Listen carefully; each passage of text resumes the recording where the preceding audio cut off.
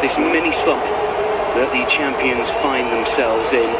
Terrific football stadium this, and the first game at the Tottenham Hotspur Stadium in the WSL this season. Last term, Spurs played here on 3 occasions and unfortunately lost all 3, the last of which was to Chelsea, who came here late last campaign to pick up 3 points. And it is a fixture that Chelsea usually win. Spurs have lost each of their last 12 WSL games versus the Blues. Most times one side has faced another in the competition without winning a single point. In fact, Chelsea have won each of the last 17 games against Spurs in all competitions in the WSL era by an aggregate score of 47-10, including all 7 away from home. Despite those 2 defeats recently, they are heavy favourites to bounce back here. But maybe times are a-changing. Can Spurs take advantage of a Chelsea side that might just be lacking their usual swagger? Let's check on the teams for you. Spurs give a WSL debut to Hanna Vik this afternoon. The Swedish international won the title in her own country in 2025 with Haken.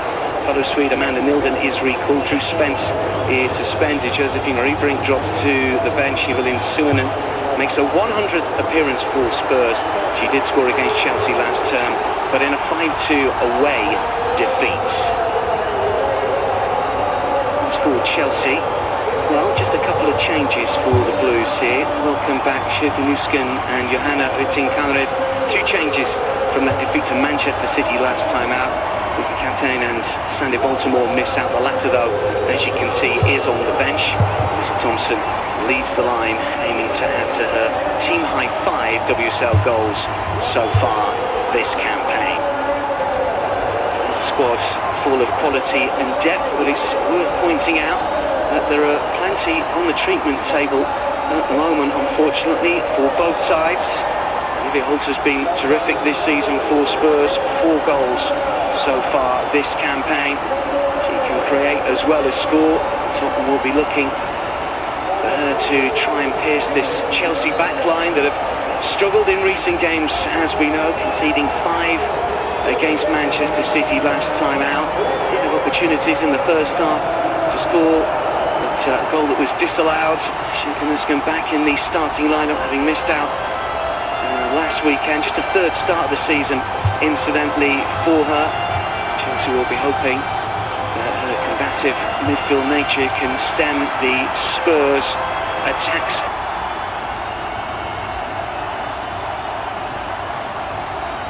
WSL title in a row, but there is still so much to play for this side. There's a race for Europe, of course, in the WSL, even if the title is beyond them now. There's the Champions League quarter-finals to come, a League Cup final too, the FA Cup 5th round. This season is by no means over for Chelsea. No, it's not, and I also do think the success that Chelsea have had the past few years, you know, they're winning majority of the trophies. I think that puts an expectation on them that they should be doing that every single year. I think it's about time that other teams started to step up as well and create a bit of consistency too. But yeah, some of the calls of late from Chelsea previously to sack Sonia, and you know, it's very naive in my opinion, and it's just, yeah, I think she deserves the new contract and the faith as well put into her. Yes, Chelsea emphatically responding to any speculation around that by giving Sonia Bonpastor a new contract on Friday until 2030. They're under pressure here from Julie Blackstad, but in the end, referee Phoebe Cross says that pressure was a little bit too much, and Chelsea have the free kick. But again, you think about the way that Tottenham has strengthened in the January transfer window. Julie Blackstad putting on that pressure there. Tottenham's number 41, WSL experience with Manchester City, where it didn't quite work out for her, but one of 5 new signings that they've made over the January window, and that underlines their ambition this season to finish this second half of the campaign strongly and get into those European places. I think it's proven if you want to really compete with the top, you have to have a good squad size, but also a good enough squad in regards to those players coming in, players that are going to be able to add to your team and strengthen them. Nice turn by James. Here's Carpenter. 3 in the centre, James arriving as well. on Blackstone. Lead away, a little sniff as well. That's a bargain from Claire Hunt, and Carpenter connects to Chelsea. And then with the foot in, and she's just hurt herself a little there.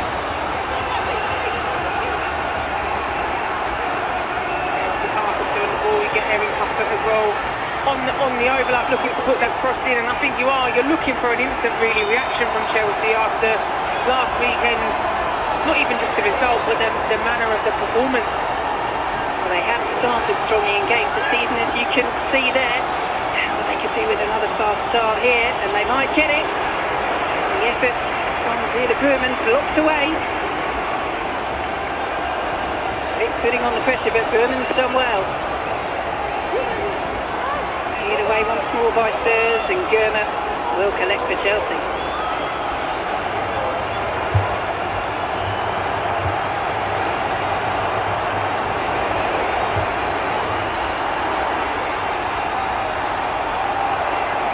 Here's Germer.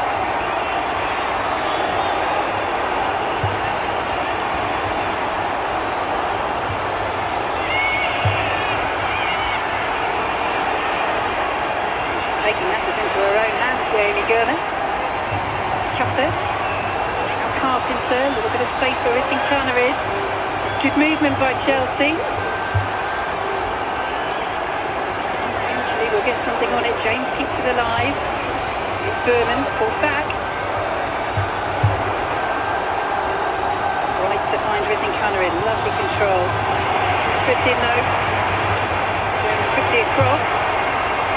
Ilvin is now out of position. Here's Carpenter. It's a lovely delivery, and Thompson can't quite make clean contact. No, and it's better from Chelsea because in previous weeks they've been really second to most balls. Whether it be the first ball coming in, whether it be the second, third. The other teams all seem to dominate that in the past few weeks. So you've seen a lot better from Chelsea. They pick up the first ball, and even after that they then pick up the second ball as well.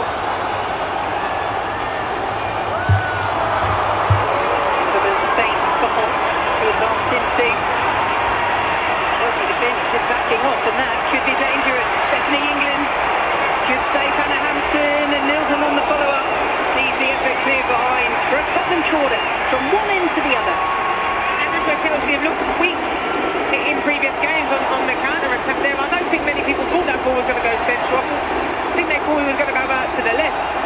Again, you can see England making that run there. Defence a little bit all over the place in regards to being out of shape. And then Germer getting the all-important block. Well, that was such an issue against Manchester City, wasn't it, for Chelsea? Defence being out of shape. They were really punished.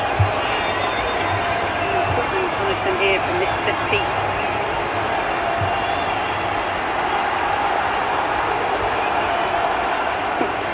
Is saying that the curve of the ball certainly over the quadrant there, and referee Stevie Cross eventually to agree.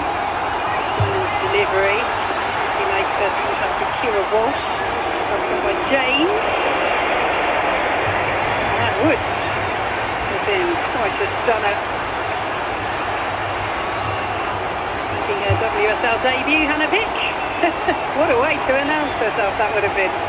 And it would have delighted those fans here at the Tottenham Hotspur Stadium. And the Yvonne Pastor watchers on.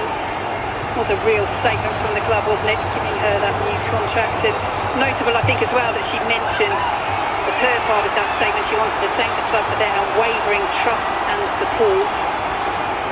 And the sporting director of Chelsea, Lawrence Stewart, Paul Winstanley, saying that she is part of their long-term plan, the leadership, the vision, the stability that she brings to this club. Here is Blackstone. Lead away by Germer.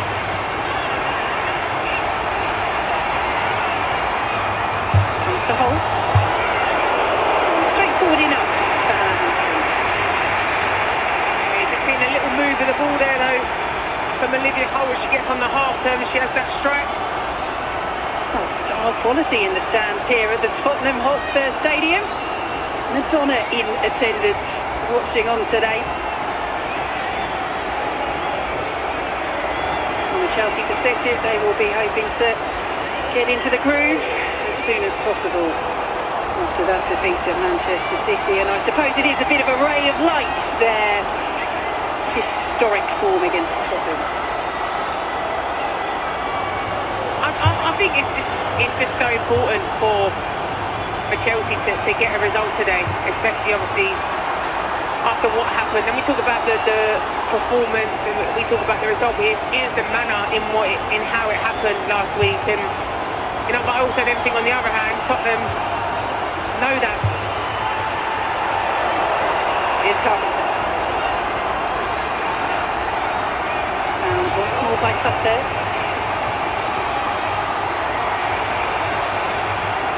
Ending by Blackstad, and we'll pick it up once more. Really well to ease our way past Gerner. Whistle goes. I think the advantage has just gone for Tottenham. That's so well at, you know, dropping deep, picking the ball up, being confident enough to turn rather than go backwards and then get damaged by Germer and Cuthbert there, but does really well to win outside a free kick.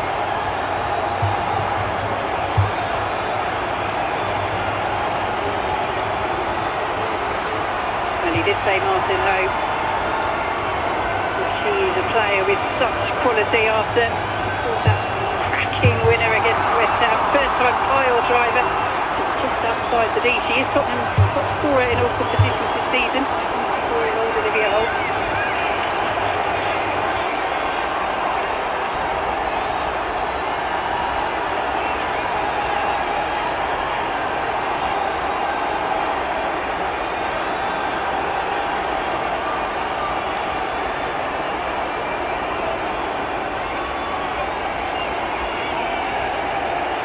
Ball by Millie Bright to find new skin. Vernon gets involved. Looks away well by Tottenham.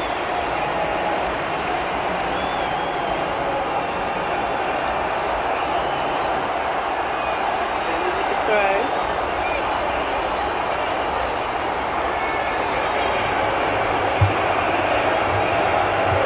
Here's Bright. Gun.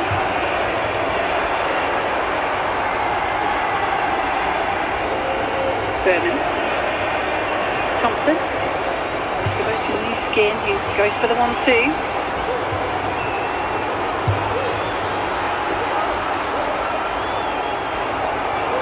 No way through at the moment. Tottenham marshalling that defence well. Here's Ricky Connery as Chelsea switch to play.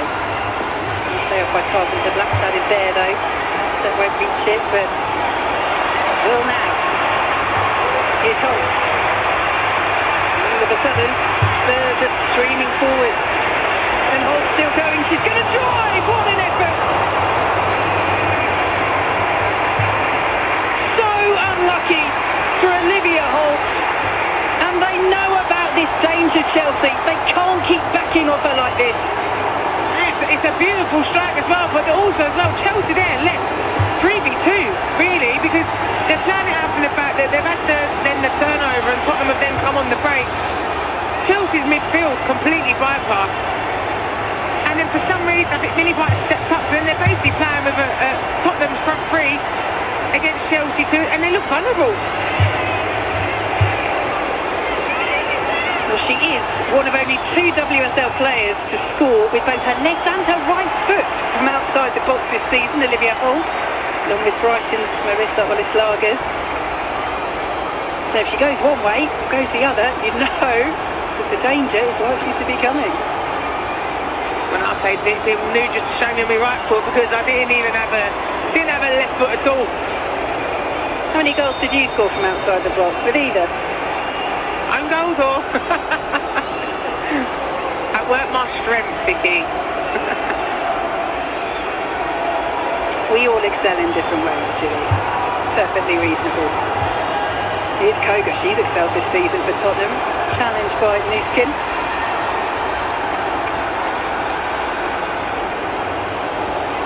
Stand by Vic, but won't win the throw.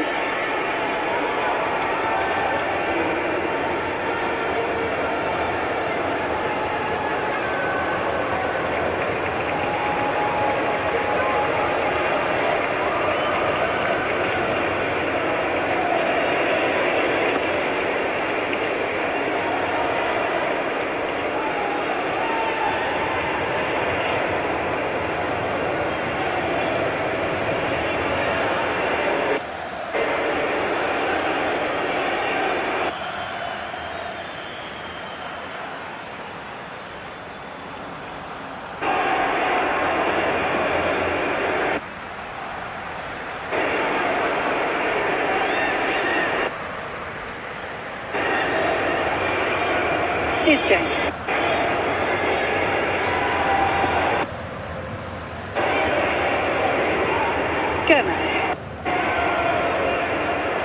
Carpenter. Lifting Connor in.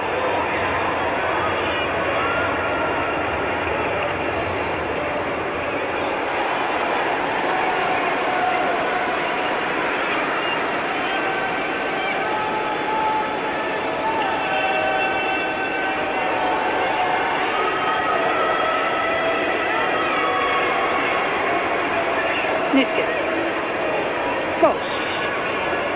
They made the run through the centre, but instead it's Rithing Conrad. What a ball that is! Rithing Conrad still going, and in the end denied by Lizard Cox. Yeah, it's a beautiful ball in there from Kia Walsh. This is what we know that she can do. Other players might have just come out to Carpenter there, but we know that she's got it in her locker to be able to make that pass, and it's a little bit untidy and it's a bit of a scramble, but Tottenham managed to deal with it in the end.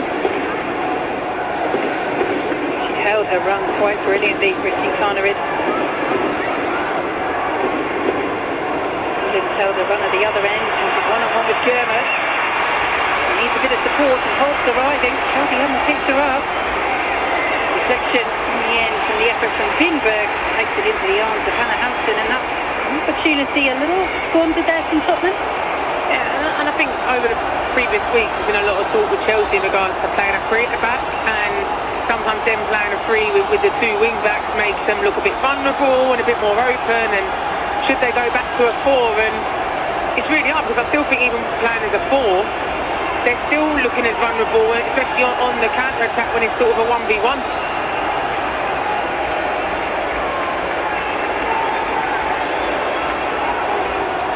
As a former defender, Gilly, how would you fix that? Well, the thing is, when you're playing with a three at the back, and obviously your two wing backs, when we did it at West Ham and at Liverpool, it was more when one wing back, when the others come round, and it sort of made a back four still. Whereas obviously when you come up looking at like Chelsea, you've got Bronze, Carpenter, Baltimore, they're more aggressive, higher pressing players rather than being more naturally defensive minded. So sometimes it would just leave them the free, and it leaves a lot of space in the wide areas, and that's why you're seeing teams exploit that space and then trying to pull out defenders in isolation. So it just creates really big gaps across the back line. We have seen that openness. You can see from those shots we've already had in this game in the early stages. Here's Blackstone. Another chance. Chelsea player Bethany England sees her shot block. Vic slightly wide. Lorraine Bourne-Milden, one of those up there. Cuthbert clears. As far as Gout said, she can hit them from there. Cuthbert blocking off that angle though, so instead by Holt. Now Gout said, he's going to drive from there. Deflection off Carpenter. And Hampton, Walker left. Again there, Tottenham exploiting the spaces that Chelsea are leaving. You know, I think when Beth England first had her strike, I think she could have gone out to the right hand side before that. I think it was to Vic joining in, but didn't. She had the strike and then played it afterwards. But the spaces are there for Tottenham to exploit, and they do look dangerous, especially in this final third.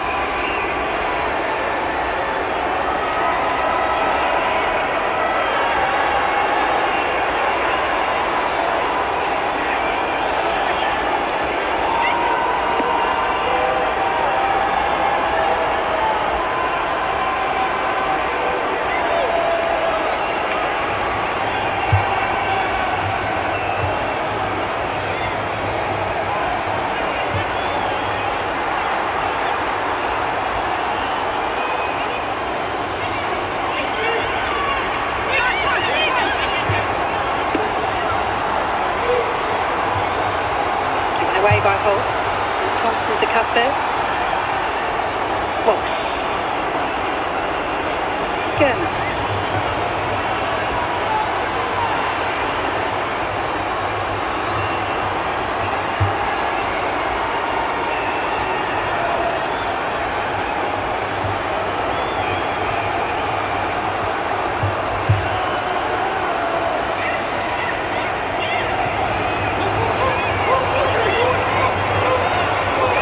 Putting the pressure on Gurner. more advanced role for Tottenham today. Julie Blackstad, she's such a versatile player though. This is a real strength for her. And it is his first game as a manager, Martin Ho, at the Tottenham Hotspur Stadium. They are looking to win 6 WSL home games in a single campaign, incidentally. Tottenham, for the first time, all of their other games have been at Brisbane Road, home of Leighton Orient, as Pop is relatively confident to watch that wide. I think for me, Chelsea haven't really been able to find Lauren James enough in these first 20 minutes or so. I think she's aiming there for a cross, but just on different pages.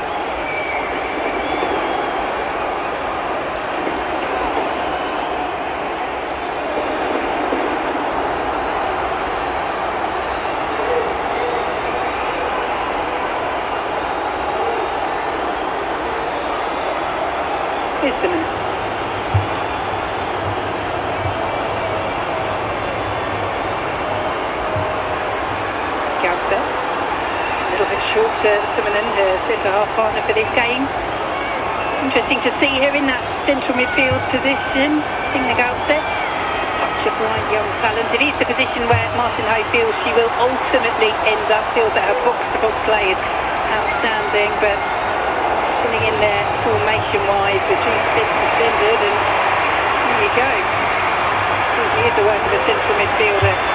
It's on. Nielsen getting forward, and suddenly Chelsea are scrambling. It's Gautset. Vital touch.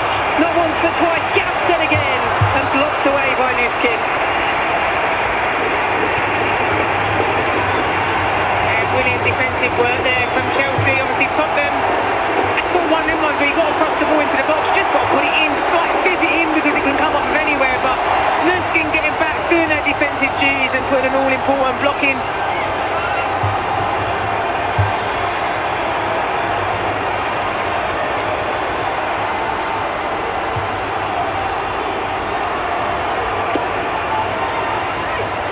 Six-yard box to aim for. German makes first contact and James will help it on. Sticker left to Tottenham. A decent delivery. And that was a big chance for Julie Blackstad.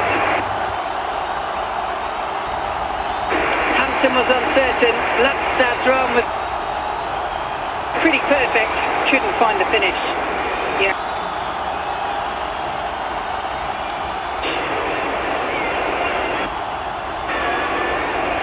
It was made of Chelsea's body language and the defeat by Manchester City last time out. What have you made of that so far, Julie? I mean, I think there was a lot of questions asked in regards to that. I know that there was certainly comments to say that potentially they went into that game knowing that the title was already over and done with, and you saw that in their body language and their response, but they know that they need to make a statement today. Ricky Cannerin almost in there. Flag stayed down. Oxley is away. Also, just on that point as well, this is a London derby still, do you know what I mean? So you still got to have that, you still want to take that pride as well, especially after losing the last one to Arsenal.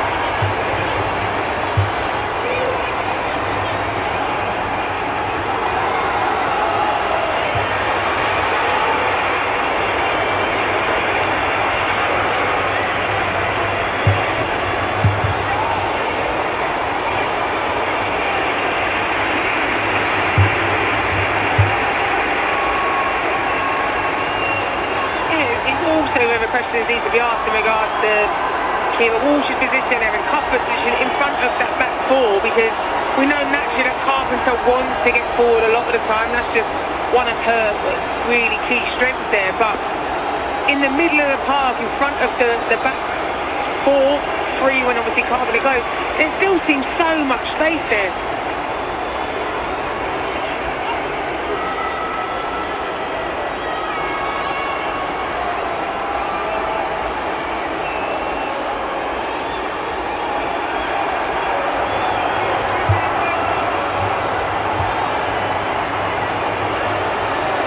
A lot of it stemmed, didn't it, from those comments that Bob Haskell made after they lost to Arsenal, saying that the title race is probably gone. She did reiterate before the Manchester City defeat that they would never give up, they'll fight to the end. But she did say as well, actually, after the Arsenal game too, our mentality is never to give up. It did remind me of when Emma Hayes did exactly the same thing after Chelsea lost 4-3 to Liverpool in the 23-24 season, said, yeah, title's done, it's over, it's going to be really difficult now. And then they picked Manchester City on goal difference on the final day. That was later on in the season, but you know, just because the manager says it's gone publicly doesn't mean they think that. Oh, Hampton feeling it under pressure there, just about getting away with it. I also think on that comment there in regards to Emma, we all knew how Emma was in regards to her character and the mind game sometimes that she would play. So I think as well, some people saw that as a bit of tongue-in-cheek, and then obviously then when they come back and they got that result against City, that was a bit of a more comical as such. But yeah, I mean, I think there was obviously the questions about the title had been gone, and I think you could saw that reflection in Chelsea's, in the players' performances. But no, yeah, for me that's why it's so key that they get the results today. Here's Cuthbert.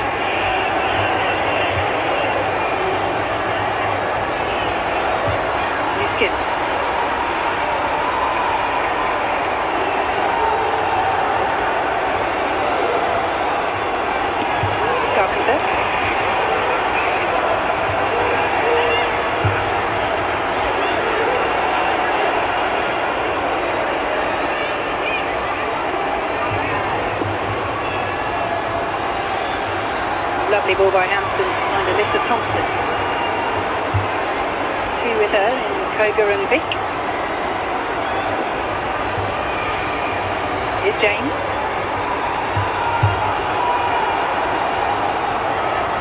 Over the head of Brittany Connery. Another attacking move comes to nothing for Chelsea. I think when you're just seeing Chelsea coming forward, they do things quite passively, quite slowly. You know, there's not really seemed to be no we'll build up in the middle area, and then when we get to the final third, we're going to go quickly. It's sort of a very all the same pace, and Tottenham are able to read what they're wanting to do, and you just see Chelsea just force those passes there into the box.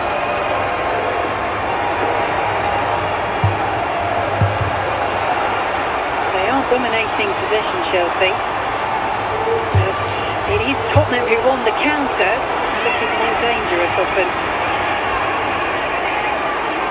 Oh, she's kicked the woodwork to the Spurs as well.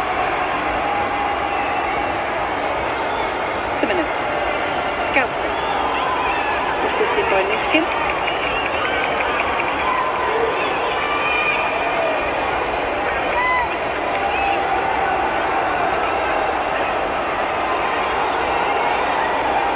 Oh, they need a bit of a sprinkling of stardust on the pitch at the moment, I think.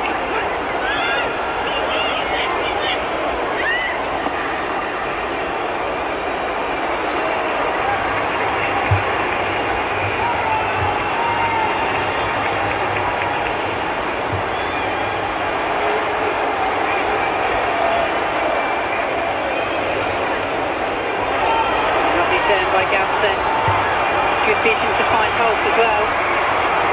Blackstad works half a yard, and what a chance for Bethany England. Tottenham looking dangerous. Yeah, they're looking really dangerous. We talk about the possession stats, but it's like what are you doing with it? And out of the two teams, Tottenham look most likely to score when going forward there. Blackstad's doing really well to work it in between both her feet, and then Bethany England, she's standing right next to Millie Bright, just is able to take a split second and pull away, to be able to create that space for the effort. Would have been a super finish. She managed to just keep it down. First goal for the season for Tottenham's captain so far this campaign. Coming close against her former club.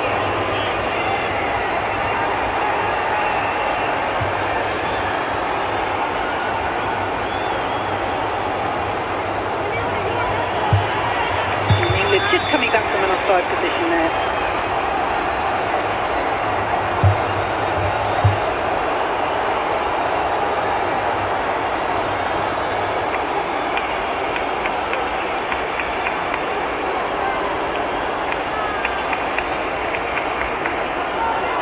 These back-to-back defeats she's endured in the last two games, Sonia Bonpastor, are the first time she's lost back-to-back games as a manager. It's her 182nd game as a boss. It's also 3 defeats.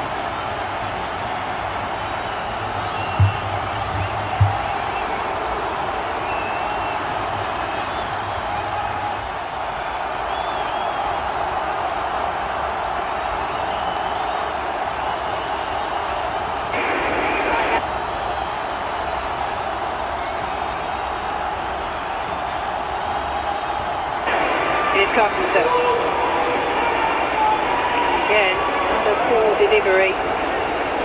If Tottenham have grown into this game, Chelsea are growing out of it almost.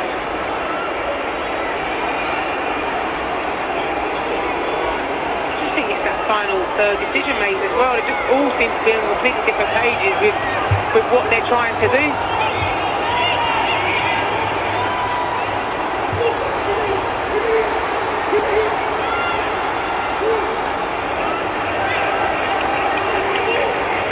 What Sonia Bonpastor may or may not say about the title race now. Most observers would say it is definitively done for Chelsea, but the race for Europe so tight, so fierce. Only the top 3 qualify for the Women's Champions League. James goes down and wins the free kick. They need to see a little bit more of that from Lauren James.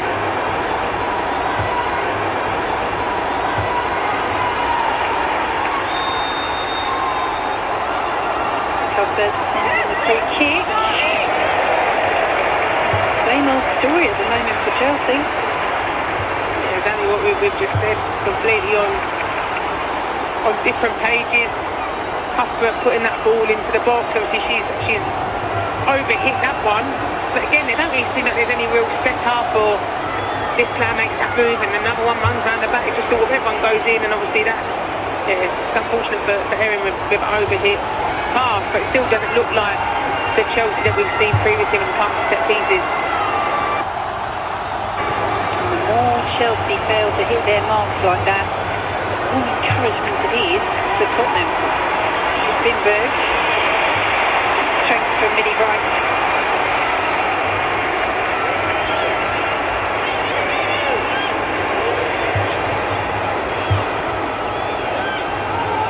Gabstead.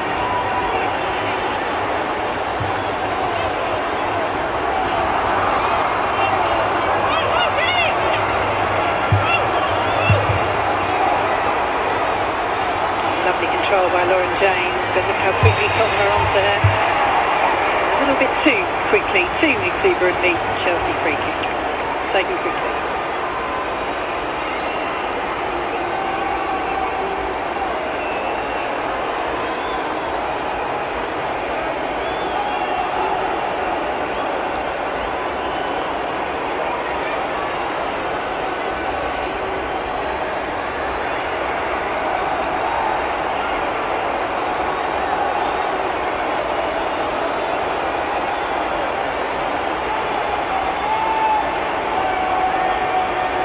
Is this patience at the moment from Chelsea or a lack of desire? I mean, you just look at them, obviously Millie Bright goes to play the ball into the middle and is making that false pass, but it just seems, I get it, they're being patient, but also, like I said, there's not that change of pace though either. Yes, you can have patience when you're building it up in the back, when you're looking at what Tottenham are doing, when they have got it in the back, they're passing around, but as soon as it comes into the middle, it's like bang, we've upped it a level, and now we're going to go we're going to increase the gears and we're going to go, whereas Chelsea is just, It's not the Chelsea that you're so used to seeing. The half goes on, they're dropping off more and more in terms of the levels that they know they can reach. Everyone Pastor, you just saw there will be, I'm sure, intensely frustrated with how this half is panning out.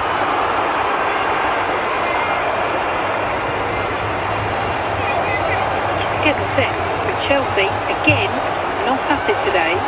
Here's a real chance for Tottenham here to make some history. A reminder, they have never failed to lose against Chelsea in all competitions in the modern era. 17 wins out of 17 it is for Chelsea. Look at those shots. If Chelsea win the corner, it's Tottenham who across the half has headed the Chelsea goal. The thing is, Chelsea, like you might be hurt in regards to the Arsenal defeat, the City defeat in regards to the league title, but you can't afford to keep slipping away because you're trying to get into Champions League. If Tottenham get the win today, they go above you. I mean, then you've got Tottenham, you've got United, you've got Arsenal, City, potentially all above you. That's extended in. Lapstad made first contact, so this is set up nicely indeed. And Kira Walsh does it again against Tottenham. Well, she's only scored twice in her Chelsea career, and both have come against Spurs. And relief to Chelsea, and immediately a debrief in which I'm sure Walsh is saying, right, how do we now build on this? Because we've not been at our best, but we're ahead. Yeah, I think it's huge relief. Obviously, we know that the player that Kia Walsh is, she's got those strikes in her, and it does take a deflection off the goalkeeper. And Tottenham will probably feel really aggrieved by it because, in my opinion, it's against the run of play. But also, that should never have been a corner because Vic on the ball had time to put that out for a throw in. Miskicks it and ends up going out for a corner. It is after all. So I think they'll feel really disheartened by that. But again, Chelsea are in the position there to pick up the ball in the edge of the box and strike it in. Yeah, poor error from Hannah Vick on her WSL debut. 2 years of age. Her full Tottenham debut as well. First start for the club after arriving from Häcken, the Swedish champions in January. Overall, she's had a solid game, but the key mistake has led to the key moment of the match so far. And Chelsea get ahead. Usually they hold on to it, although it is worth saying that Tottenham have one more point from losing position than any other WSL side this season.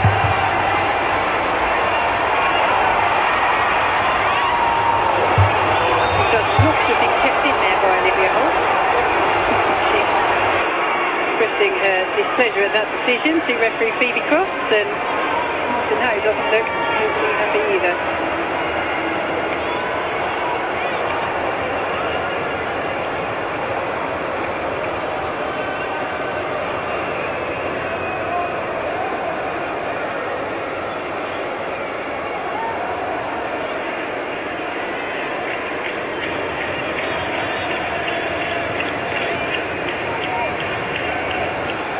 Chelsea now build, hitting the front in this game. Not on this attack. Mr. Thompson offside.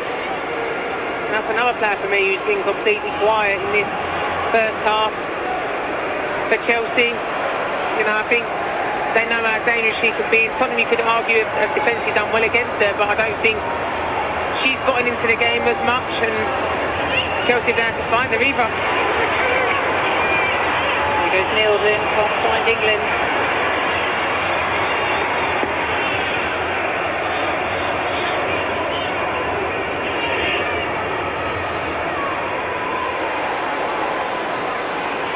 That is the challenge for Sonia Bonpastor at the moment. If a player like Alyssa Thompson, their club record signing, is having a quiet game, there are limited options to change it up. We've got Sam Kerr, of course, on the bench, and Anna Hampton reacts well to that. Aggie Beaver-Jones not in the squad today. She hasn't recovered after aggravating that ankle issue again against Manchester City. Of course, no Myra Ramirez. She hasn't played all season. Caterina Macario's out with a heel problem. And that's just the attacking injuries that Chelsea have to contend with at the moment. I think Sonia made a comment in the week in regards to the injuries that they've had, and if that's any other team, they probably would have suffered the same way as Chelsea. These players have been out for long-term injuries as well, not just little niggles. So I think obviously looking at Sam Kerr as well, she's a player who, after being out for such a long period of time, she's still using these minutes to get her match fitness back up and trying to get back to the Sam Kerr that we've seen for so many years for Chelsea. 20 months out in total with that ACL injury. That is a tremendous amount of time as an athlete. She's their top scorer this season in all competitions. She is Sam Kerr with 9 goals. Won by Chelsea, Cuthbert, Sarritin, Connery, Thompson, James. No, they didn't have the finish that time, Chelsea, but they are starting to click a little bit better. It's mad because since Chelsea has scored that goal, they've now sort of got this renewed energy from somewhere.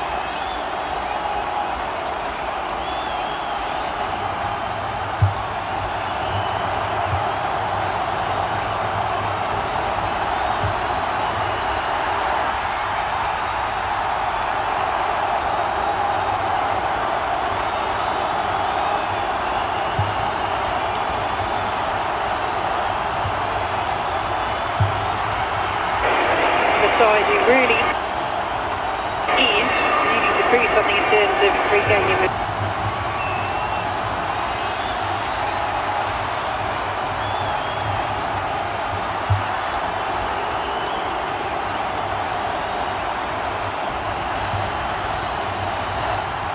Momentum and stop them in the free kick. It's normally the other way.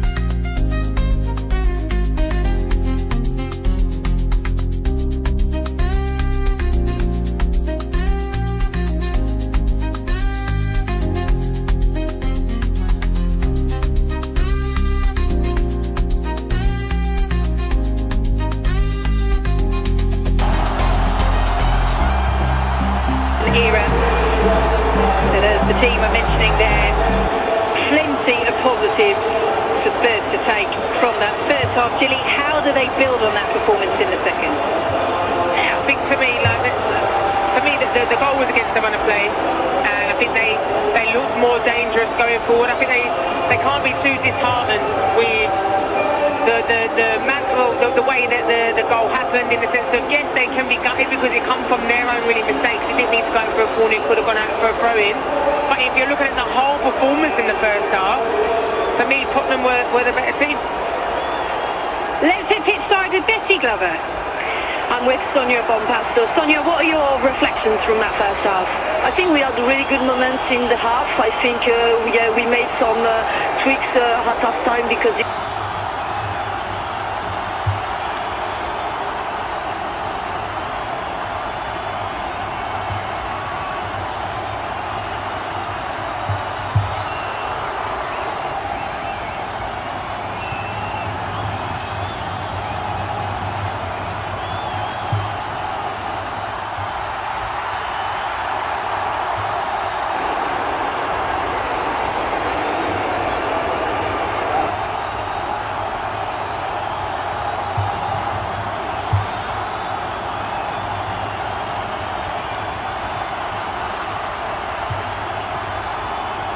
all coming to...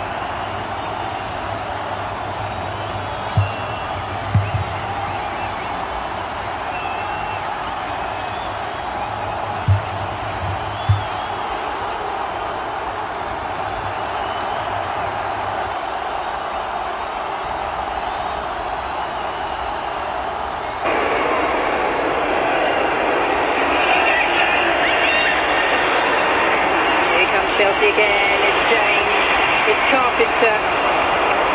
That delivery just lets her down. Yeah, I think you can see what she wanted to try and intend to do there was sort of, Ricken Canary was coming central, try and bend the ball around the back, but the defence just ends up being too straight, going straight into the goalkeeper. Chelsea again, putting on the press. View of the corner, but does pen Tottenham back. I think this is something that Tottenham will learn from as well.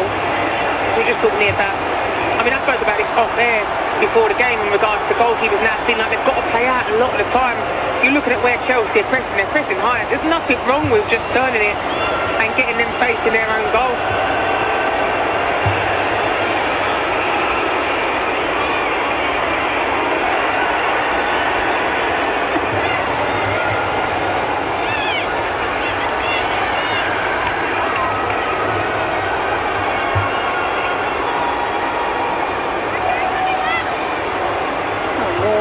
Quality in attendance here today. Jazz from Made in Chelsea with Madonna.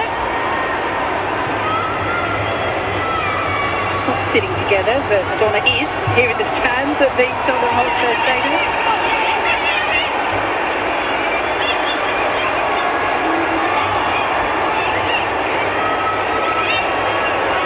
That on the turn. So Lexi Costa. Your Tottenham then, having been the better side for the majority of the first half, but early in the second finding yourself 2 goals down to a side that you've never failed to avoid defeat by in the modern era. How do you get your mindset reset as a Spurs player? It's hard because I think it's disappointing, obviously, the way the goals have come late in the first half, early in the second half. You know, it can put a little bit of a dampener on it, and they struggled really to get a hold of this second half already. Here goes Berman. Chelsea looking the move. Thompson. Berman. James. Neatly done. Substituting her, but James has got the beating of her. Header clear, won't quite fall to Thompson. Lindberg to England. Lindberg once more. Again, look at the Chelsea press. Just can't get out at the moment.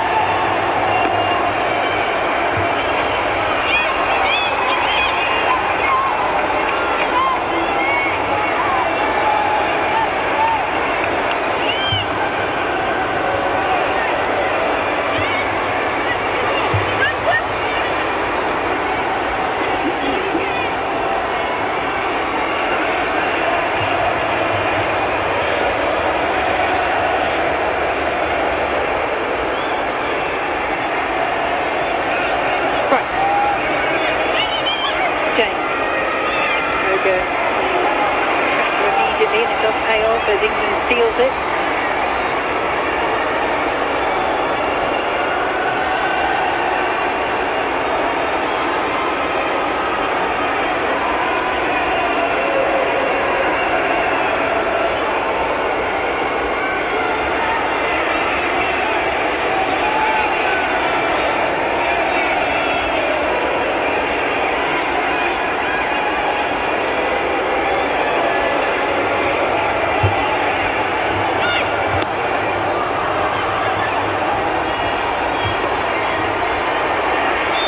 By Foss there, but the whistle's gone for the earlier foul on Bethany England. That bit of possession there is better from Tottenham.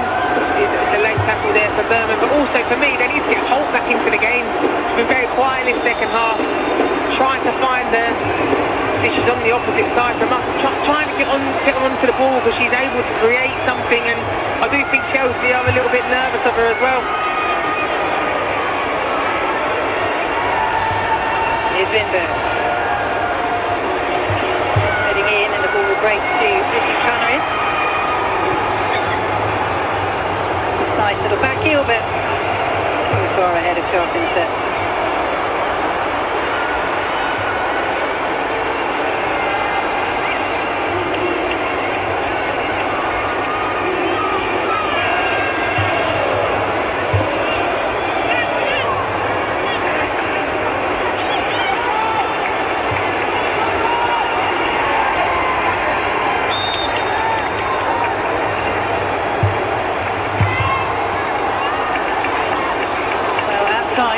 Chelsea were playing like not so beautiful strangers in that first half. Gilly, but it is clicking much more nicely now. Sonia Bonpastor's spine. I'm trying to think how you're going to fit material going to all these bits, because that's the only one I already know. I'll leave that one to you.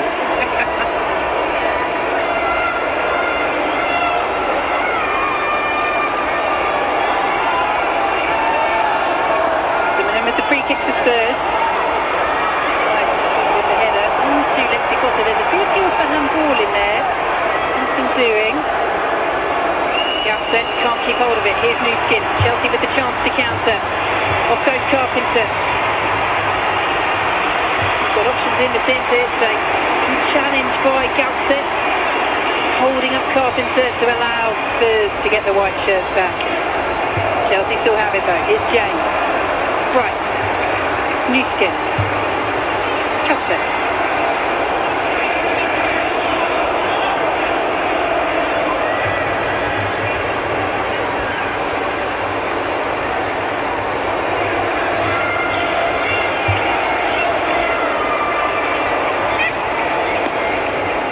Cuthbert. Hogan stepping up well, but will break for Costerman now. Bryce. They look in control at the moment, Chelsea. Yeah, they do look really in control. I think this is a Chelsea that we're used to seeing so often. And eventually, pulled over by Claire Hunt. And Chelsea will have the second.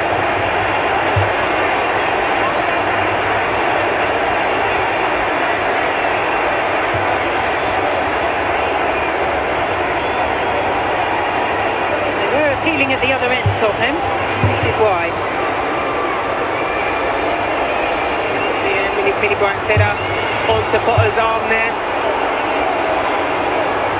It's close range, but the arm is out. The question then, is it in an unnatural position for that jumping movement? No VAR to get involved, to have another look. So referee's calls always stand in the WSL.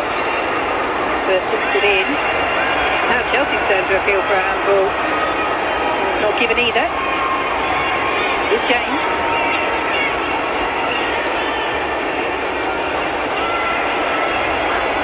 Hogan's there.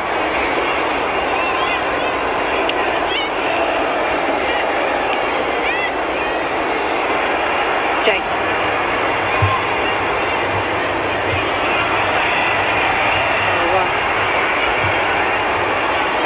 Will come straight back from Chelsea. Carpenter.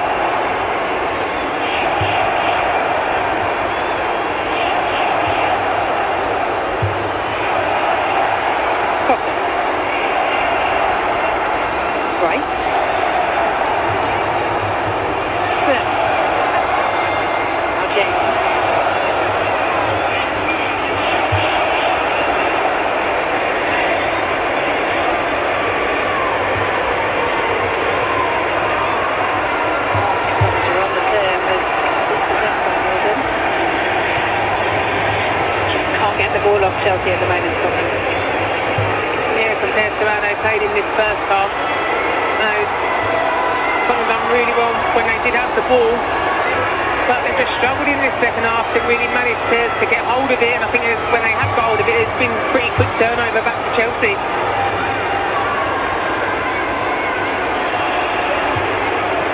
Chelsea almost making headway down that right, and they might do so. It's Connor still going, deflection! Will carry it wide to the corner.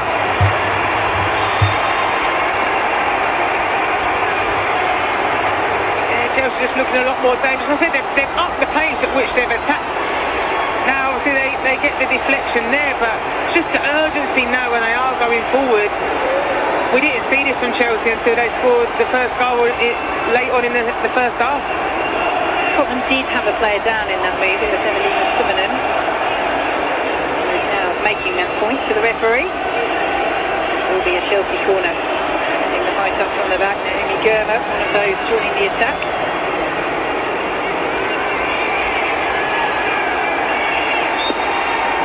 Just it in. Brings the game.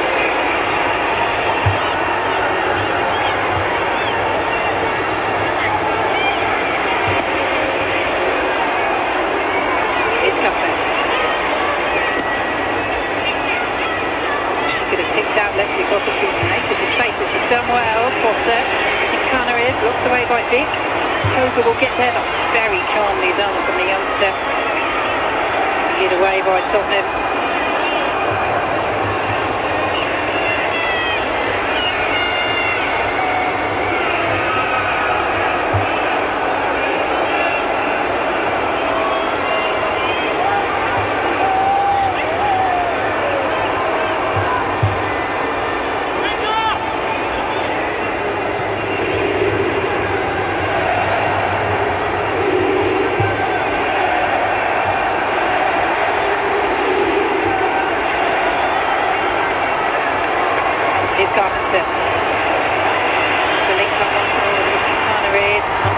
Well to help out Milden. Chelsea throw. And Chelsea change. The Baltimore going to replace Lauren Jones.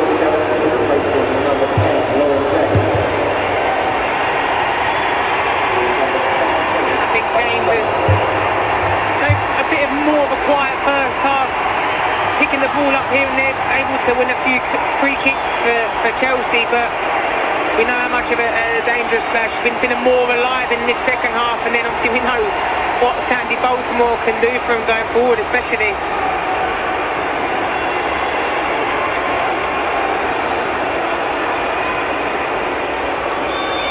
Tottenham are preparing changes as well.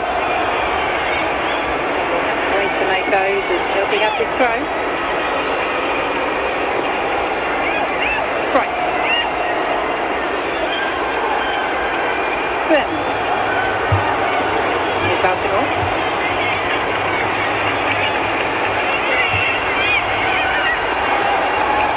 The ball by Summonen to find England. Very happy to drop deep, Bethany England, to get involved in the play. And you can see her there just gesturing with her palms down, pointing towards the turf. Let's just take up time. Let's build. Still got time in this game, but not yet at the midway point of the second half. But they need to find some way from them to shake Chelsea out of their rhythm. Yeah, the only thing I'd say about that is when Bethany England does come short, 9 times out of 10 she ends up going backwards when there is time and space to probably turn. But she's come out of the game really, so there's no one then stretching the Chelsea back line. And Chelsea are playing with quite a high line. If they had someone who, if Bethany England is wanting to come and drop short, someone to stretch that back line, then it causes a bit of questions for the Chelsea defence. Well, they did it so well in the first half, didn't they? Quite happened in this second. Here's Gampset though, driving forward. England. Albic. Challenged by Berman.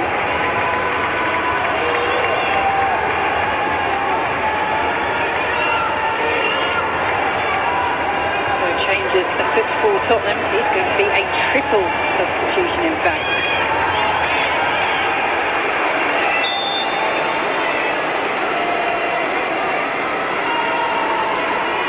here we go. The first player to be replaced is Julie Blackstad.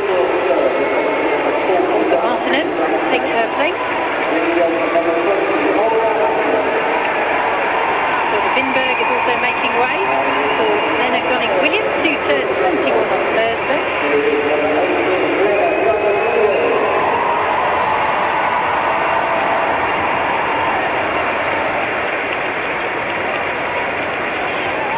Final change. We'll see Bethany England replaced by Katinka Tandberg.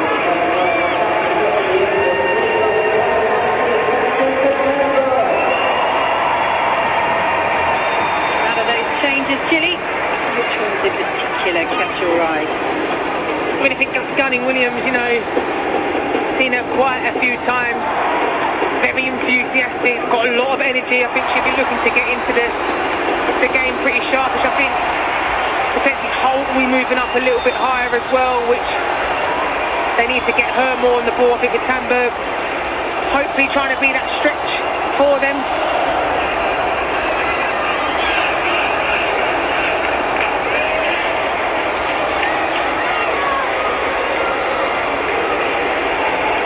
Chelsea. Carpenter. He's underneath it. Watch that ball flash across the 6-yard box. Baltimore will collect for Chelsea. Blocked away by Hanovic.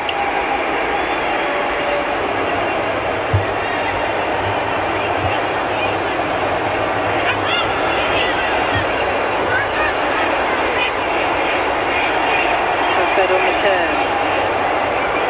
Here's Gurn. Incoming. Taking on Nilsson, who does well. Someone wiggled in there. The Chelsea fans certainly saying so. The assistant on the far side. Chelsea free kick.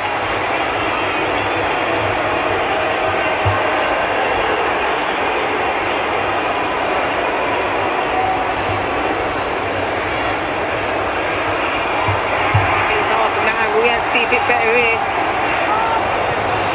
I think she initially first goes with her head and then her arms out and gets the touch as well.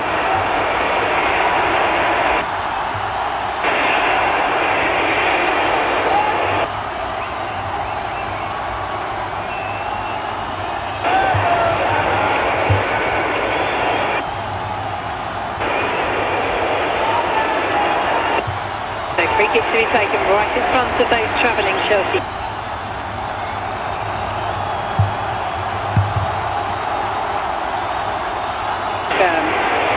Erin Cuthbert.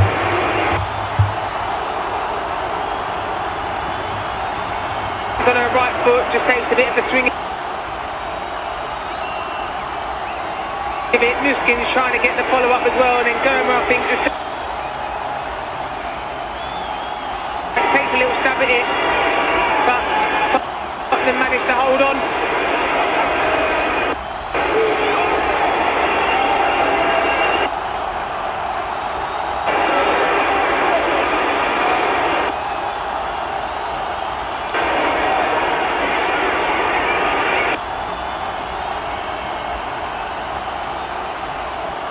White roll for Tandberg.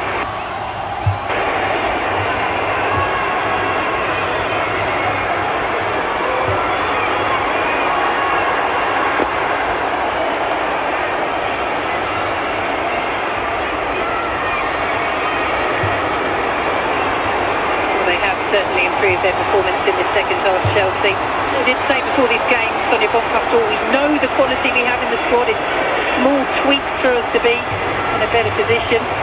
So they lost back-to-back games in the WSL for the first time in over a decade. More tweaks, is that right, Tilly?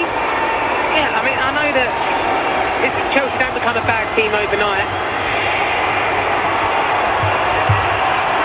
And I think that a lot is put on a manager in regards to that's the role they take, that they are the forefront of it, and when bad results happen they take the brunt of it. But I do think that there's quite a few Chelsea players that could look at themselves and ask themselves the question of, am I doing enough? Am I giving enough? Am my performance is good enough? Because I don't think that is the case. And yeah, I think a few sometimes you can afford to have maybe one or two players having a bit of an off game or an off season as such. I don't think you can afford to have too many doing it, and I think a lot of responsibility lies with the Chelsea players as well as obviously Sonia. It is worth saying, as Sonia Bonpastor did as well, talking about signing a new contract, we have so much left to fight for. We're competing on forefront, yet objectively, observers will say the title is gone, very much so, but they're in the quarterfinals of the Champions League. They've got a League Cup final to come, and the FA Cup fifth round.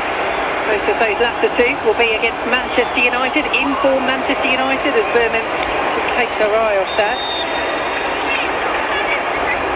Worth saying as well, they were the only English side that automatically qualified for the quarterfinals of the Champions League this campaign. Sing the gap set. Way for Matilda Nilsson. That was Tottenham's January signing, 21 years of age. And the younger sister of Amanda, who is also on the pitch for Spurs.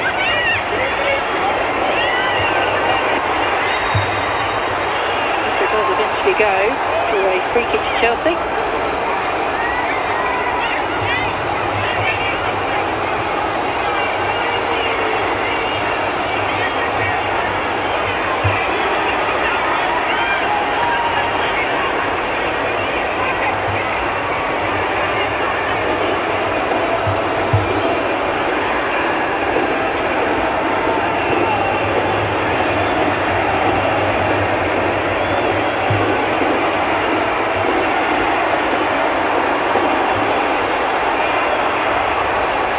What has been the difference about Chelsea in the second half, Julie? I think they've regained control of the game in regards to the ball. I think they've managed to find their third and fourth, and I still don't think they're up at fifth gear yet, but I do think they've definitely got higher. Super ball by Shuttler. Whitting Connor in, Thompson's in the centre, Welbeck felt them all but couldn't get the shot away. Desperate defending from Tottenham does the job. I do think there's been a lot more belief going forward and urgency. Erin Cuthbert, brilliant defence, brilliant pass there, and Baltimore getting herself in a really good position. Here comes Tottenham breaking at the other end. It's Johnny Williams. Hammers in there, what a chance! Well, that would have made it very interesting indeed. For me there, she's got to score. I think Johnny Williams again on the overlap there. Ball comes in. Times it well. For me, she has to put that into the back of the net. You've got to be brave there. I don't know if she's obviously conscious of Hampton coming out as well, but you're a centre forward, you've got to be brave, and you've got to score. She has scored for the season. Katinka Thunberg, 21 years of age, Norway international, and then some of her rivals from Hammarby. Playing for Tottenham has a lifelong dream for her. She first came to Tottenham as a 10-year-old, watched the game at White Hart Lane, turned to her dad and said, I'm going to play here one day. It's not White Hart Lane, but it is this glorious Tottenham Hotspur Stadium, and it should be Tottenham 1, Chelsea 2, but it's not. She scores that, you're looking at 2-1 coming into the last 17 minutes or so, 18 minutes or so of the game. You know, then you're interested to see what happens then. Does Tottenham really kick on and try and push, obviously, them for the equaliser from what Chelsea do? But for me, she should have put that away.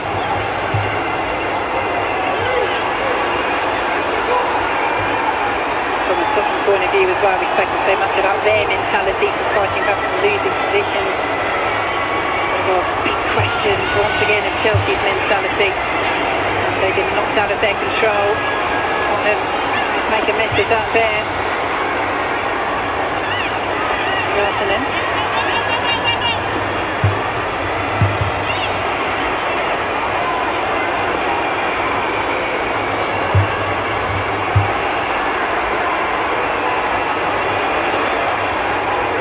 It's a little bit short by Berman, but Hampton anticipated well. Gunning Williams. Hilda Nilsson. Still going, the 73 international. and Cuthbert will see out to Riching Connery, who tries to get the better of Matilda's sister Amanda and does so. Thompson. Nuskin. Now Cuthbert. All the space for Baltimore, and will just about find her.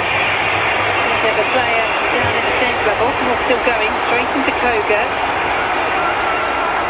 And gingerly gets to her feet. Lee Bright will pick it up for Chelsea.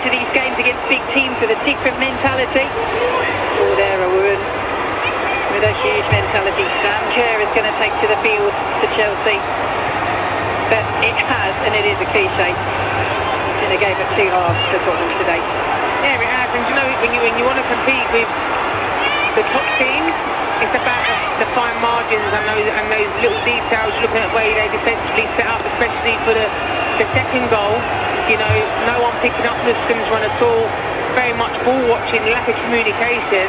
It's just those finer details that will able to kick you on and really challenge and compete with the top teams, and also when you get to the final third, being clinical with those chances as well. Well, here comes Karen Gurre-Wrighton as well. Chelsea make a double change. Tottenham as well. Spurs make their alteration. Hanovic makes way. Of age. The new deal on Thursday. But for Hannah Vick, that was the crucial moment of the first half, wasn't it? That corner that she gave away with the miscontrol that led to Chelsea's breakthrough very much against the run of play. Nuskin replaced by Gurre-Wrighton. Sam Kerr. Come on for the scorer of Chelsea's second goal, Alyssa Thompson. But just a word on Joko Nuskin, Tilly, because you picked her out before the game. This was only her third WSL start this season. She struggled to get into the side. Nuskin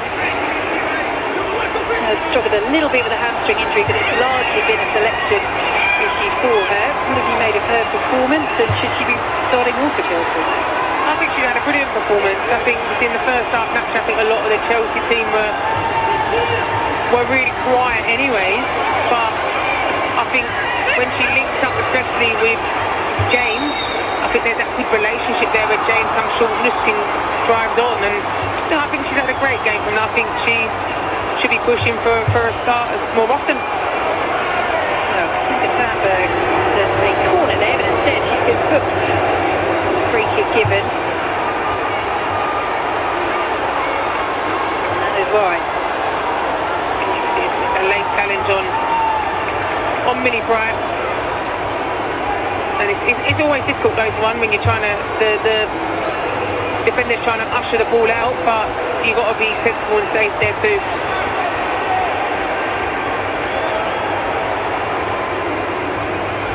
Well, more football for you from the WSL next Sunday, 2:15. Our coverage starts from the iPlayer, Brighton against Arsenal. The Arsenal's win over Manchester City earlier today. And we've got FA Cup coverage for you to enjoy as well in the men's game. Hull City against Chelsea Friday, 7:30. Our coverage begins on BBC One. Do join us.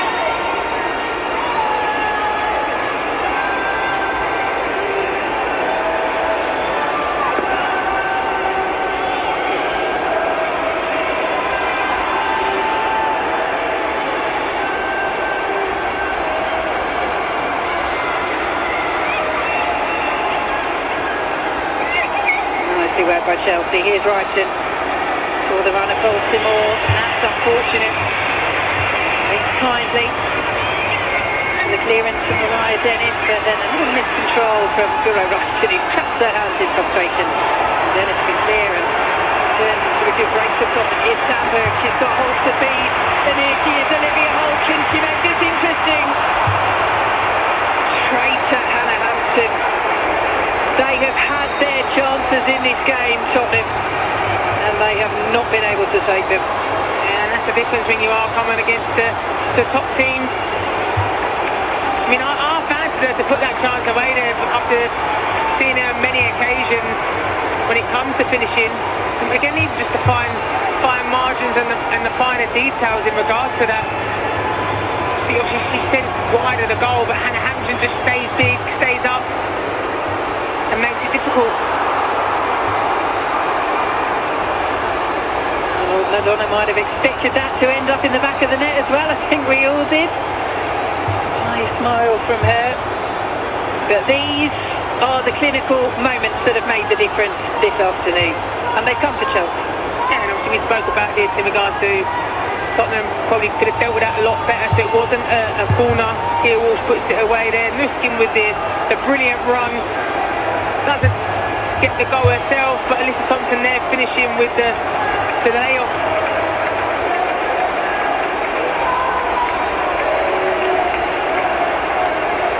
Right, is struggling, and she is going to be replaced.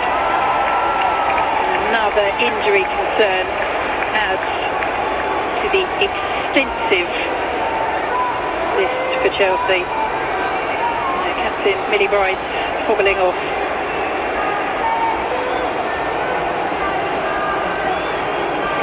17-year-old Chloe Sarwi, another who's made her debut this season.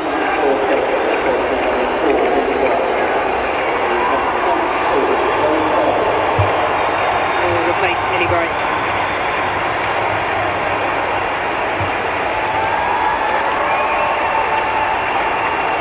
This was the injury. It happened a few moments ago, but clearly she's not been able to run it off really right. No, and I think it's a late tackle. Potentially her ankle gets pulled, but I think you see it when Holt went through as well. Millie Bright just pulled right up, which you don't expect. You know that's not what Millie Bright does. And as well as small tweaks needed to be in a better position, Sonia Bonpastor, she did also say ahead of this game, probably the main reason we're in this situation is injury. So that is what she meant when addressing a lack of squad depth after the Manchester City game. In that interview she did say after the City game she probably would have liked to be in a better place in the last transfer window. Brighton has it. Connor has effort his block. Will bring it away. But there is no denying that injuries are really hampering Chelsea at the moment. Yeah, they are, and like I said, they're big players as well that have been missing, and I think you're talking about especially with Kerr and Ramirez as well, you know, two strikers who have caused so many issues to many teams. To be missing those players especially, you know, it makes it difficult, and it's hard to then build that consistency too with other injuries that have happened, but being able to build that consistency as a team, looking at Buchanan as well, who is in really the form of a really good form, and then ends up getting seriously injured as well. It's been unfortunate for Chelsea in that aspect. Well, they have only named, in fact, 8 substitutes today of a possible 9 available to them. 2 of them are goalkeepers, 3 are teenagers, 2 of those are on the pitch now. Baltimore, and Kerr, the senior outdoor players, both on from the bench, but here's a concern for Chelsea. They've got Liverpool coming up on Sunday, then Manchester United twice in the FA Cup fifth round, and then the League Cup final. And not come soon enough to get some of those players back.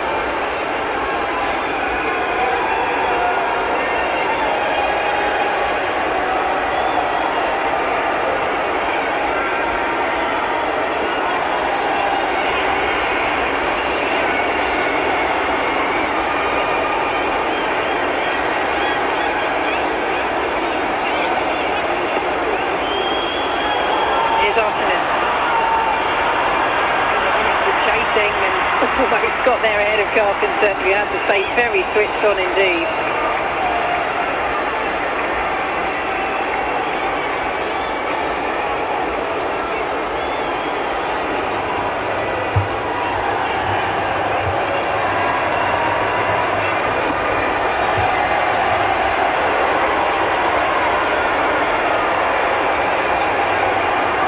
Oh, made the run. Almost found the touch.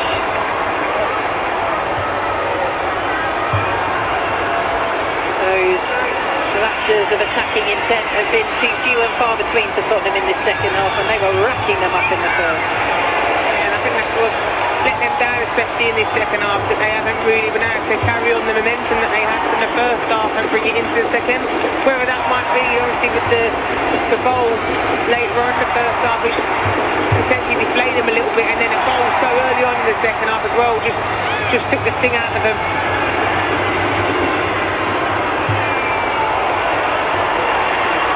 Down here, could be a good chance for Tottenham, and it does. Despite Eddie Carpenter's protest. Golden though with the miscontrol. Eddie Potter, though dispossessed by Leonard Gunning-Williams, is going to go for goal. Straight down the throat of Hannah Hampton, but you picked her out when she came on, Gilly. She is a lively young talent. Yeah, no, for me she wasn't offside in the big switch as well. Then obviously presses Lexi Potter, who had to learn as well, especially at this level, that you need to move the ball quickly. But yeah, that's the sort of thing that Tottenham just needs to tidy up a little bit on as well when they do get the chances. Toga under pressure, concedes the throw.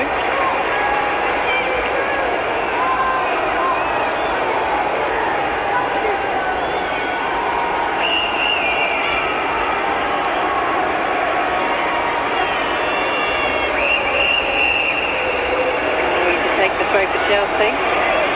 Cafe. Potter.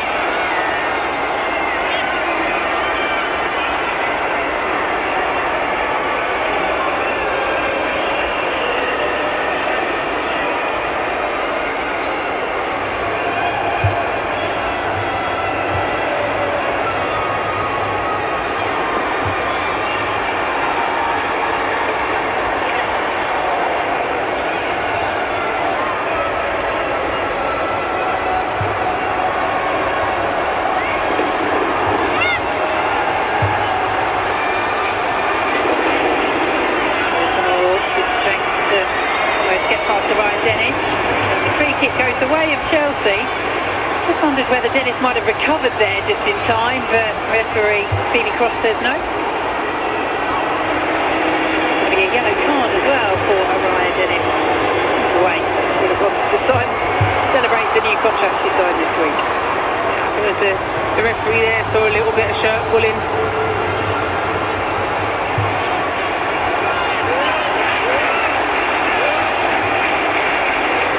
So a chance for Chelsea to finish with a flourish then. 3 points looks secure. Cuthbert and his teammates underline that.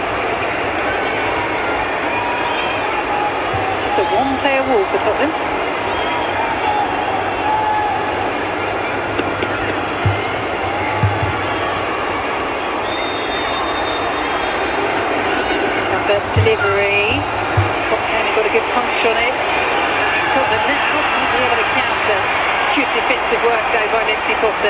momentum will keep it alive. Here's Racing China in. Cuthbert. Berman. We get to 5 minutes of added time at the end of this second half. Here's Kerr. She works to her Australian teammate Carpenter. And Koga steers it behind her. And out to goalkeeper is the cop.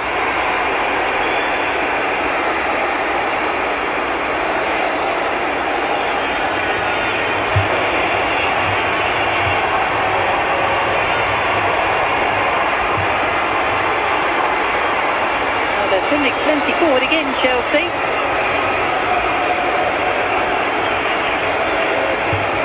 He scored his third goal to top up 3 points. Lead away by Amanda Milden. Baltimore collects once again. Against Holt. He's done beautifully. Pushes it all the way across. Zoe. That's the right one. Carpenter.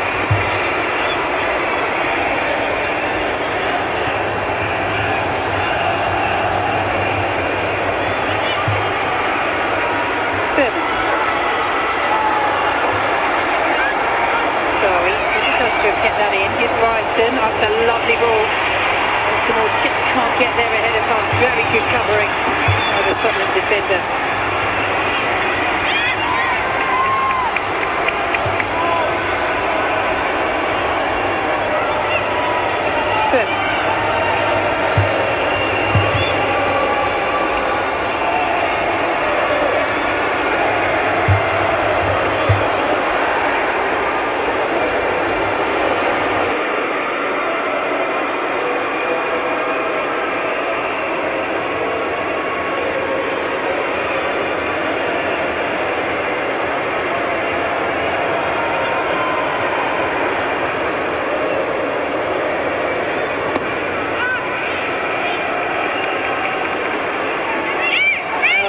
Certainly picked up their performance in this second half, Chelsea, and it is a Chelsea player, Gilly, who is your player of the match. Yeah, I think for me, Luskin, you know, she played a huge part in the second goal with her run from the midfield, but also done her work defensively today as well, putting in some all-important blocks, and yeah, for me, she stood out and deserved the player of the match. I'm sure she will be delighted with your support as she tries to convince Sonia Bonpastor to start her more in the second part of the campaign. Because Chelsea have responded to that humbling at Manchester City. They are going to keep up their 100% record against Tottenham in the modern era. And as Sonia Bonpastor said, there is still so much left to fight for. Have we seen that fight today, Gilly? Perhaps particularly in the second half? Yeah, I think more so in the second half. First time I think they was flat, and I think it took them to score that goal to sort of give them a little bit of relief and a little bit of belief as well, but it's been a tale of two halves really, and there's probably two completely different Chelsea teams in regards to the way they played from majority of the first half compared to how they've been in the second half.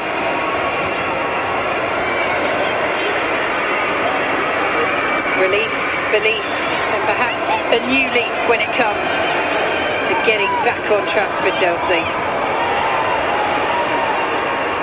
And as for Tottenham, certainly they will look back at that first half and think, if we could just have got in front, if we could just have got the goal our performance in that first period deserved, it could have been a different story. Yeah, 100%. I think they had a brilliant first half, and it's just those finer details. When you can't against the top teams, you need to take your chances.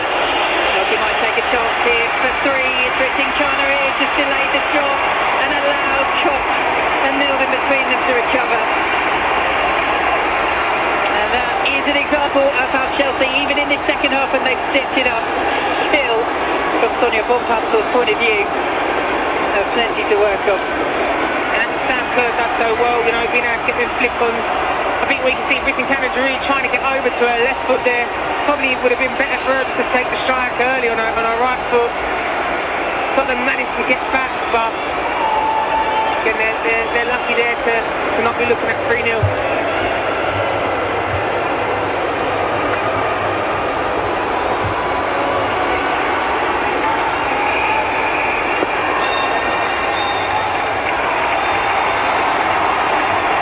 Tottenham Hotspur said she was confident that Chelsea would be able to bounce back here this afternoon, and so it has proved. They maintain their 100% record against Tottenham in the modern era. 18 wins now out of 18 in all competitions, and crucially, they restart their momentum after a bitterly disappointing couple of results. Goals from Walsh just before the break and Thompson just after. See it finish at the Tottenham Hotspur Stadium. Tottenham 0, Chelsea 2. And Ginny, what can we take going forward from this Chelsea performance? Yeah, I mean, I think it's one of them games where they're coming off the back of 2 defeats. You know, there is eyes on this game and this result. And then you could tell that in the first half. That bit of nervousness, you know, looking vulnerable as well defensively. But as soon as they do manage to get that goal, you just see sort of the relief that they do have, and then they're able to kick on. And second half, they was, in my opinion, a completely different team to the way they played in the first half. So, hoping that for them, they're able to really kick on and sort of put those 2 results to bed. And from a Tottenham perspective, where does this leave them in terms of the race for Europe? Not just positionally and points-wise, but in terms of their belief that they can finish in the top 3, and to do so, they'd have to knock out 2 big guns. Yeah, I think it's about them being consistent in regards to getting those results against the big teams, and you know, like you see in the first half there, putting those chances away which they didn't manage to do. So I think they'll take belief from that and confidence from that going forward, and they'll try and pick up as many points as they can along the way.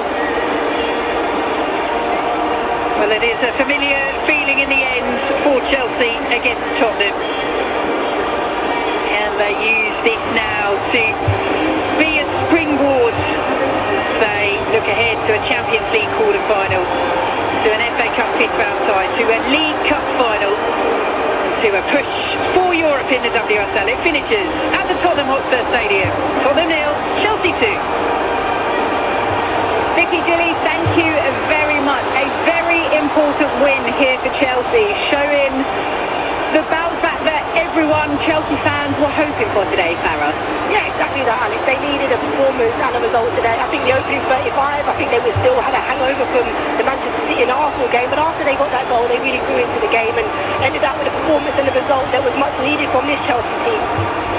Yeah, I just thought they had a lot more intensity, a lot more fluidity, togetherness in that second half. I'm sure there was some words spoken at half-time. Obviously, we saw that change as well at half-time. Lexi Foster coming in for Kira Walsh. And then a number of changes as well to freshen up the team.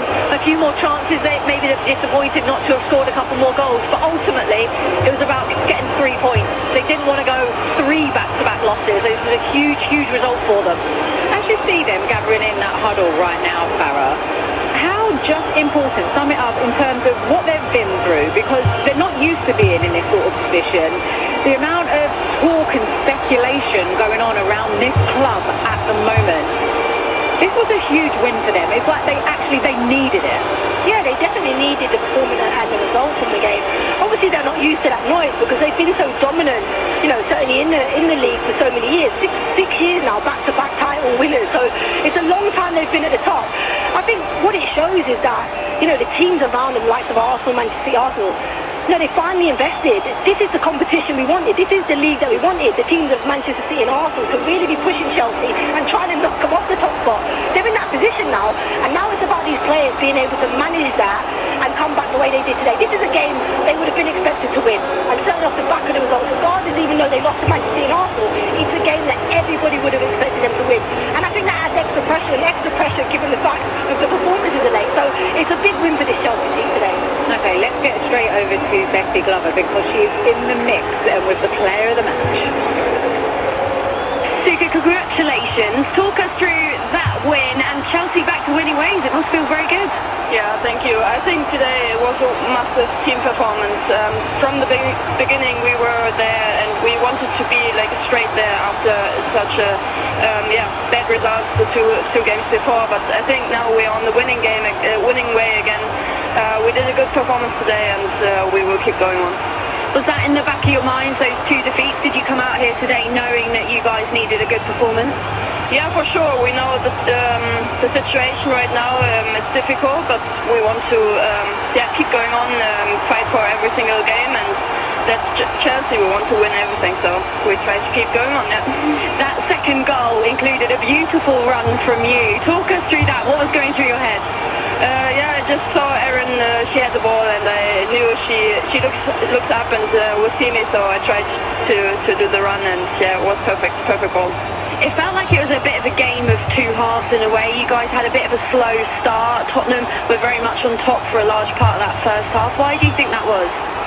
Yeah, Tottenham is a good team as well. They had good situations, but we put bodies on the line to defend everything, and this is our mentality, and it was a good second half then with a lot of energy. And do you think you've done enough to start more for Chelsea? Are you pleased with your performance out there? That's a good question. You need to ask the manager, but I try my best. I'm always happy when I'm playing, and I will always give everything for Chelsea. All right, well, congratulations. You are the player of the match. Well done. Thank you very much. Thank you. Betty, thank you very much. And we are joined by a Chelsea legend. I say that, Erin Cuthbert, right now. How good does it feel, Erin, to get back to winning ways? Yeah, to be honest, relief. It's been a tough couple of weeks, and one that maybe a lot of us haven't been used to. But certainly over the 10 years or 9-10 years that I've been here, we've had moments like this, and it's going to be like this. The league's getting better. We played against 2 top teams who probably beat us quite convincingly, but I think it was back to the drawing board this week, back to regrouping and how we show ourselves this week, because we didn't want to be a Chelsea team that just bowed down game after game. That's not what we're about. It's not what we're built upon. So I think the performance today, when you've got like Theo sprinting, chasing for the ball, blocking every tackle, I think for the very first minute we were on it, albeit it was a difficult first 20 minutes to the game. I think we could have got quite lucky, if I'm being honest, but you know what, you're going to need a little bit of luck to get out of a bit of a hole. Talk to us more about how you said it has been tough for especially players like yourself, that you've not been in this situation before. So what's it been like hearing the noise from the outside, and how have you guys dealt with that as a group from the inside? Yeah, to be honest, there's been a lot of noise in it. It's hard to try and block it out and focus on your team, but I think in weeks like this you've got to remember that the most important people and the only people that can change the situation are your team and the staff.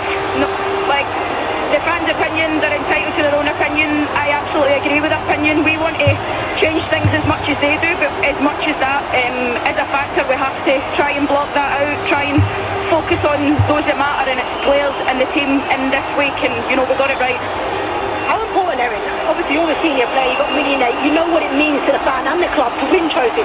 How important have you girls been amongst the group in recent weeks with the results going against you? Listen, it hurts, man. It really does. It hurts me deep. I've not been able to sleep properly. I was going to ask about the bag. I've got him all the time. I don't know what you're saying. No, but seriously, it really affects me, and I think just trying to get, because it's a top team we've got in this dressing room, and for some reason sometimes we forget how to play football. Like that, and everybody sees that. With the quality that we've got and the quality that's in training, it's no transcending into the game, and it's just trying to give everybody the confidence, because we all want the best for each other. We all want to succeed. Okay, as you can see, your manager, I think we're doing a sub here. Right. Erin, what's going on? I didn't like it today. Erin, thank you so much. Well, I mean, it's a great substitution. I know that. I'm not ready to play. Not anymore. Sonia, how does it feel, and how important was that for you today in your team? Yeah, again, I think sometimes people forget a little bit, because you are Chelsea, they always expect you to win every game, and we are human. So we had some tough 10-game days, and I think today, instead of speaking, we just showed on the pitch we deserve to win, and I think that's the most important thing. It was not easy. I'm really proud of my players, because they were able to bounce back, and I think the performance we put on the pitch was good enough for us to win the game. Do you feel how important it was? Because I suppose the start to the game, do you feel your players were sometimes carrying some of the emotions or the pressure? Yeah. It took you to the 39th minute. Yeah, a little bit, when you are not winning, especially in Chelsea, the pressure is high. We are used to that, but in the same time, sometimes as humans, you feel the pressure. So I think, not saying we are weak, it's just like sometimes your confidence needs to be always high when you want to perform at your best level. And I always said, like, you can be the best player in the world in terms of tactical aspects, technical aspects. When mentally you struggle a little bit, you are not the same player anymore on the pitch, and it changed a lot. So we are trying our best. We are professionals. We are working hard. I really like the reaction from the players this week in training session, and that's the only thing we can control and do on the pitch. Sonia, congratulations on the contract. How important was it, the timing of the goal? Because it seemed to just kick a little bit of energy and confidence into the players once they got that goal. Yeah, I agree with you. I think, like, when you are playing, and sometimes, as we just said, like, you are probably not 100% free to play your game. I think when you score, it just boosts your confidence high and gives you this extra motivation to go for more. So I think the difference in this game was probably us being able to score the first goal. Did you work on your set piece? Yeah, we worked a lot on set pieces, and yeah, we are happy because we are able right now to score in that part of the game, which is really important. The first goal in this game was decisive, so I think, yeah, we are working a lot on the pitch in meetings to make the players understand what are their roles, what we want to do with different combinations sometimes. So yeah, it's good to score when you are working on something and it works. That celebration as well with your... I loved it. Yeah. Lots of people always tell me, like, you need to show your emotions a little bit more, so it's great, especially after this difficult day. And also some of the youngsters coming on the pitch, getting minutes is really exciting to see. Obviously, you know, some injuries as well, but for them to get on and show what they're about as well. Yeah, again, I think, the last few days I've been speaking about the depth in the squad in Chelsea. I probably, with the body language, didn't deliver what I wanted to say, but when you have, like, players who are young and can come in and help the team to perform, I think it's really important for their experience. I think as Chelsea and as the woman Chelsea manager, I'm really always happy to give the opportunity to the youngsters to come in. I think we finished the game with quite a lot, which is good because we stayed strong, we didn't concede a goal, and I think, good experience for them. And Sonia, just going forward now as well, I think it's important to stress that, yes, the WSL has been tough, but there's still plenty more to play for Chelsea. Yeah, when you look at the future is bright for us, so that's why I think the story was big around, and all the noise around Chelsea was big, but we're still in for competitions and fighting for many things. So I think, this win will give us some confidence. We know sometimes we are not performing at our best level. It happens, but we want to make sure we fix that and we bring the solutions on the table for us to be a better team. Okay, Sonia, thank you for joining us. Before we let you go, is there going to be any Madonna playing? I wish so, because you also need to enjoy when you win games. It's important. Thank you so much. Thank you so much. Thank you. I just think it's really interesting from hearing both from Erin and Sonia there, just about the meetings and the conversations that go on in those tough times, Farah. Yeah, and I think Erin sums it up really well, doesn't she? The club means so much to these players. They've all been there for such a long time. They've all been used to winning. They have had these bits in the past and overcome them. And I think she mentioned that, and I mentioned it. Teams are getting stronger. It's more competitive, but the pressure on Chelsea is far greater than any other team at the moment in this league. So that is even, as a player, we know when we play with pressure, it can weigh heavy on you. And maybe for some of the players, it is at the moment weighing heavy. But I think the right way to bounce back is to get a result today. I think as well it shows their commitment and love and desire for the team, the club, and what they're about as well. And I think, they showed it on the pitch today. Yes, they didn't have a very good first 39 minutes, but especially in the second half, the runs, the preciseness of the runs, and then also people getting into the box. Thompson with a lovely finish, but Nuskin was everywhere. Constantly stretching the pitch, in midfield, running on the back line, but then also the timing of the run, the execution of the pass as well. So I think it was a much improved second half. Yes, I maybe was a little bit harsh, at half-time saying there was non-existent midfield because Tottenham was so good, but this is what a winning team looks like. They have to just grind it out and get a performance and 3 points. Okay, well, I'm glad you mentioned it because Tottenham did deserve some praise from today. But look, here's the WSL table as it stands. Manchester City still sit top, but Chelsea in third as they continue to battle for a Champions League spot for next season. Okay, well, thank you both for joining me. From the blues to the boom as Chelsea bounce back. We'll see you next week on the iPlayer as Brighton take on Arsenal. We'll see you then.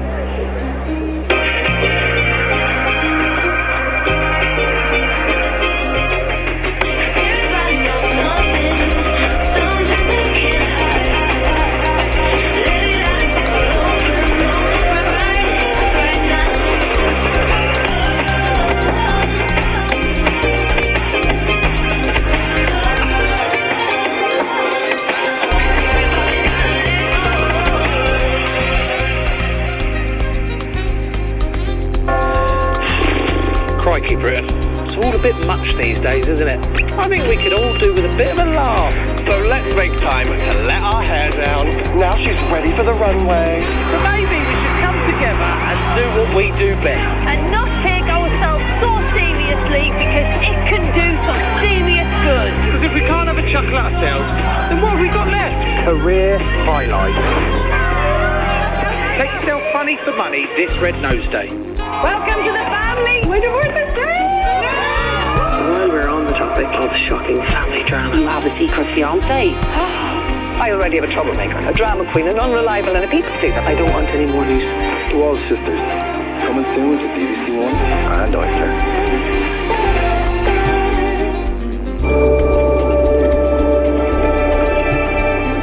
Into the evening now on BBC Two with the latest from the Winter Olympics.